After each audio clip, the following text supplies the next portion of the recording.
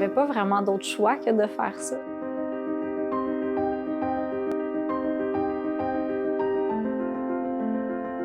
C'était quelque chose que je voulais toujours avoir dans ma vie, l'art. C'était pas le garder pour moi, c'était vraiment pour le partager. Je m'imprègne, je m'inspire, j'observe. Je suis comme à l'écoute. Je me connecte dans le fond.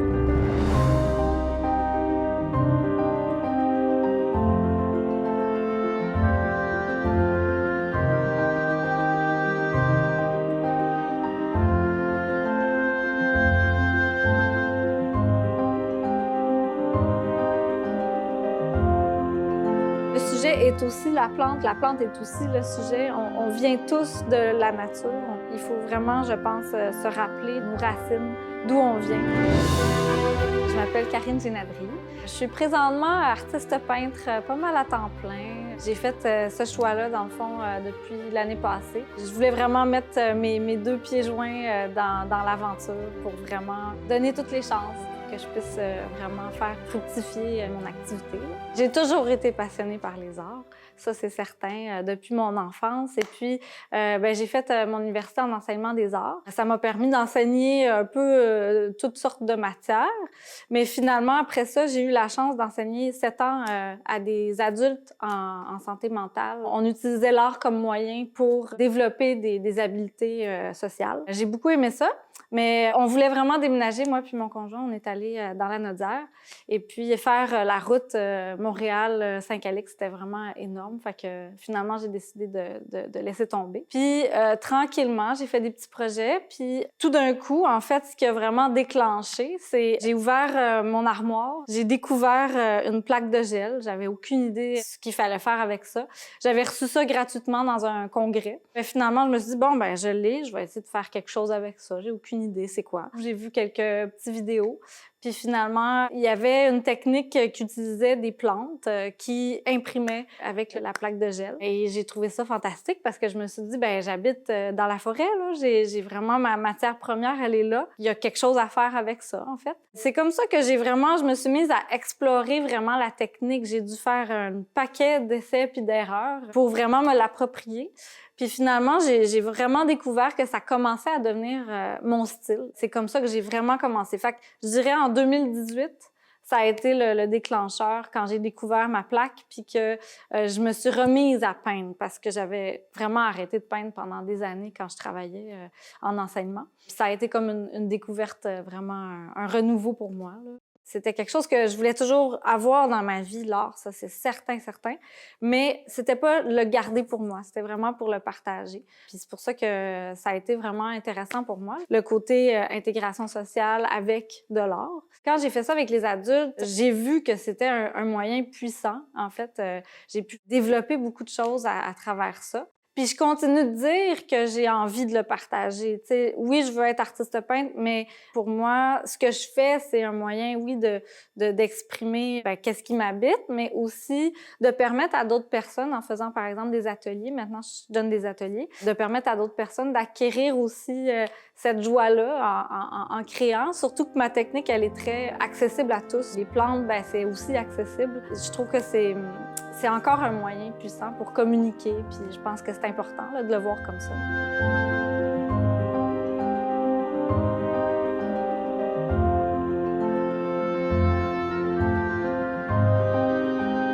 C'est vraiment ma grande source d'inspiration. Ça peut aller des couleurs que je vois dehors, les motifs, les lignes, la lumière, les formes. Vraiment, ça peut être de tout, la texture. Des fois aussi, c'est ce qui m'habite. Fait que, par exemple, j'ai besoin de plus de force à ce moment-là, ben je vais aller dans les félins, par exemple. Les félins, pour moi, ça apporte, c'est ça, de la force. Mais d'autres fois, c'est vraiment les motifs des feuilles, là, de plus en plus, je dirais même. Là, je vais trouver, par exemple, des lignes à travers le chien-dent, qui est une herbe que tout le monde veut arracher partout. Mais bref, cette herbe-là, ben, elle a quand même sa qualité propre à elle. Puis moi, c'est ça, ce que je vois, c'est une ligne intéressante qui peut m'amener à faire un tigre, par exemple, avec toutes les lignes que je vais imprimer après. Ça vient autant de mon besoin à moi, comment je me sens, que quand je me promène à l'extérieur, puis que je m'imprègne vraiment de la forêt, de tout ce qui m'entoure, vraiment aussi de l'esthétique de la flore que j'admire énormément et de plus en plus. Ça, c'est bien intéressant parce que c'est comme un peu des cheveux puis ou du poil ou puis quand on l'imprime, ça donne vraiment des trucs intéressants, avec, toutes les lignes qu'il y a. Les saisons, ils ont vraiment un impact sur ce que je fais. J'ai comme des œuvres d'hiver, puis des œuvres d'été. C'est sûr que quand le printemps il arrive, c'est comme l'espèce d'excitation qu'il y a trop de fleurs tout d'un coup. L'hiver, ben je m'adapte avec qu'est-ce qu'il y a, toutes les épinettes, les sapins, les pruches, tout ça.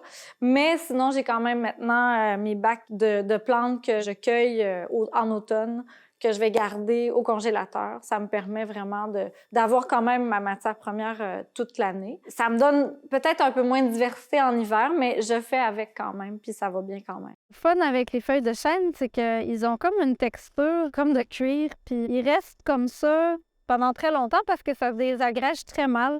Fait que ça me permet de les prendre comme ça puis les imprimer sans problème, pas comme une feuille fraîche qui se garde pas.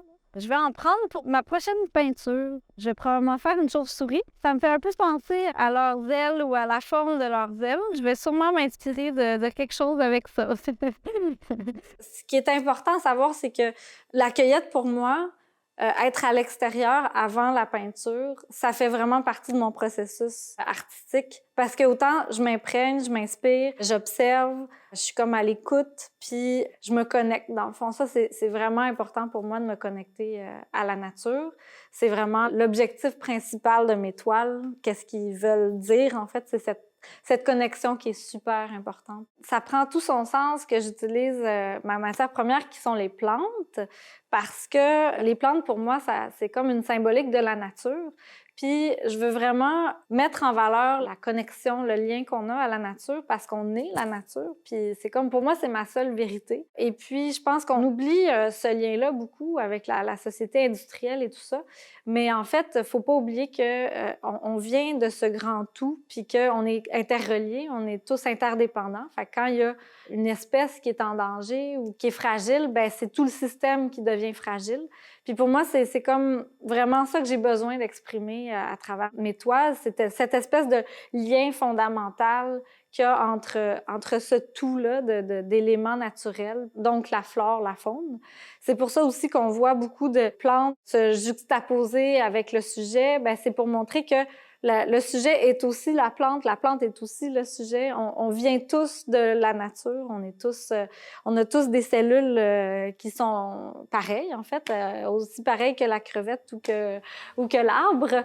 Moi, je trouve ça fascinant, mais aussi, j'ai ressenti un besoin d'urgence aussi par rapport à tout ce qui se passe en ce moment, les changements climatiques, tout ça. Donc, c'est une façon pour moi d'exprimer vraiment la chose la plus importante pour moi, c'est ça. C'est cette connexion-là à la nature qu'il faut vraiment, je pense, se rappeler nos racines, d'où on vient, pour avoir plus de conscience puis plus de respect avec la nature. Ouais.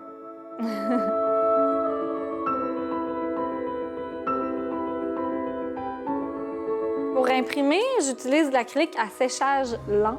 Ça veut dire que ça va me permettre vraiment de prendre mon temps pour faire mes impressions sans que ça sèche, ça colle, puis là, ça marche plus.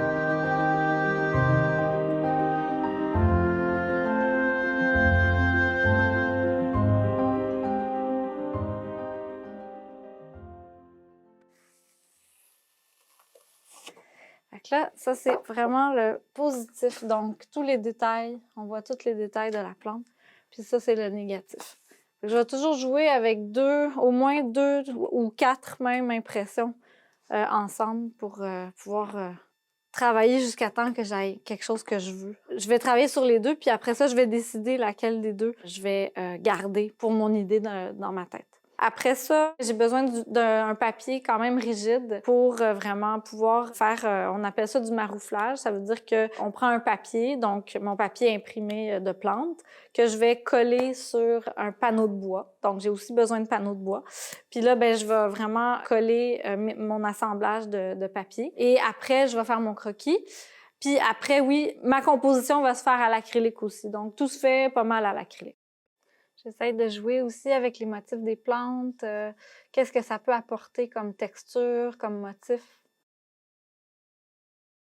Je veux aussi vraiment que mon sujet, il fasse partie complètement de son environnement, puis qu'il fasse partie des plantes aussi, parce que c'est un peu le but de mon processus. C'est pour ça que je vais créer aussi de la transparence, puis des superpositions. Quand j'imprime, je peux en oublier de manger, là, tellement que c'est addictif. Ça dure des heures, puis je peux en faire plein, puis je me salis partout, puis j'aime bien ça.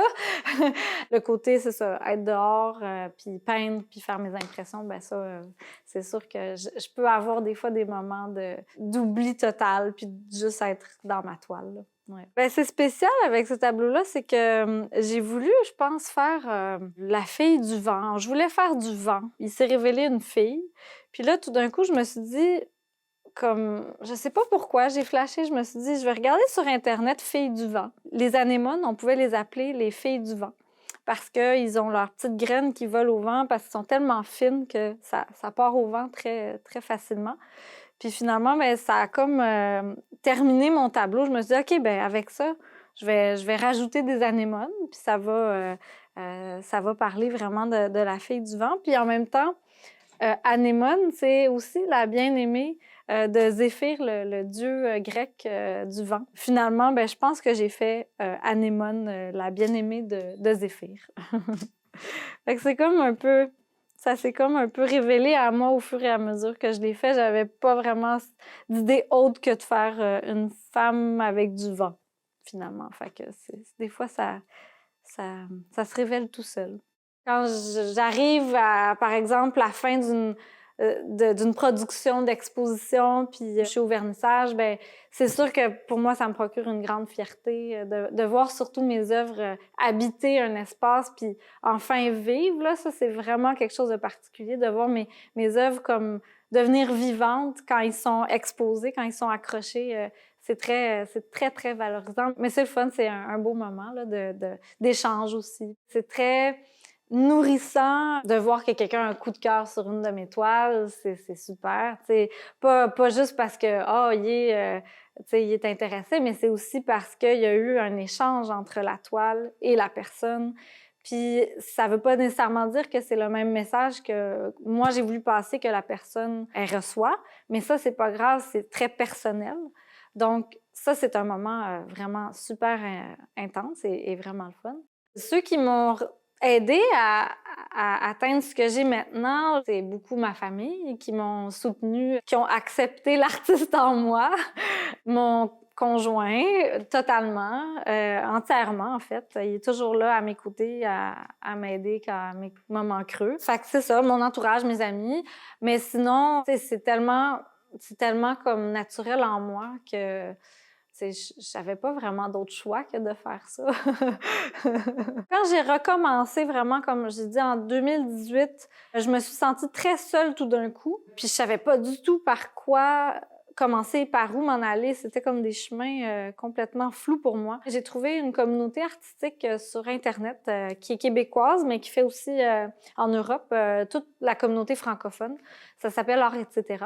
C'est vrai qu'ils m'ont énormément aidée. J'ai fait un bootcamp avec eux. Puis ça fait aussi qu'il y a beaucoup d'artistes qui s'entraident dans cette belle communauté-là. Fait que ça m'a vraiment, vraiment, vraiment beaucoup aidée. Je le recommande aussi, il faut pas rester tout seul dans son coin. J'ai quelques amis artistes, mais sinon, dans la Nodière, il y a Culture La Nodière qui est là depuis le début aussi avec moi. Ils m'ont offert d'exposer avec la plateforme le 4673, qui est une boutique en ligne. Et puis, ben, je pense qu'ils ont des beaux projets bientôt, là, de vraiment plus faire rayonner l'art dans la Nodière parce que c'est une région très, très pauvre au niveau de la culture. Puis je pense que tout le monde s'en rend compte. Fait que tranquillement, ils vont aller chercher du budget, puis je pense que j'ai bon espoir que ça va vraiment m'aider moi aussi, puis il y a d'autres artistes qui habitent ici, là, à plus rayonner localement, parce que là, présentement, c'est vraiment très dur de rayonner localement. Il faut vraiment aller plus dans le sud de Montréal, puis tout ça. La liberté que j'ai présentement, je suis très choyée pour ça. C'est sûr que ça implique d'autres conséquences, je pourrais dire, plus difficiles. Je le cacherai pas. Mais c'est, oui, une belle liberté que j'ai. J'ai aussi la possibilité d'y aller à mon rythme. C'est ce choix-là que j'ai fait d'être artiste autonome. C'est parce que aussi j'ai des problèmes de santé. Ça a beaucoup poussé le choix de vraiment, OK, on va ralentir la machine puis on va plus s'écouter. Donc, je pense que ça me permet de mieux allier la santé avec le rythme de vie plus cohérent avec comment je me sens. Je suis très reconnaissante par rapport à ce métier-là. Ouais.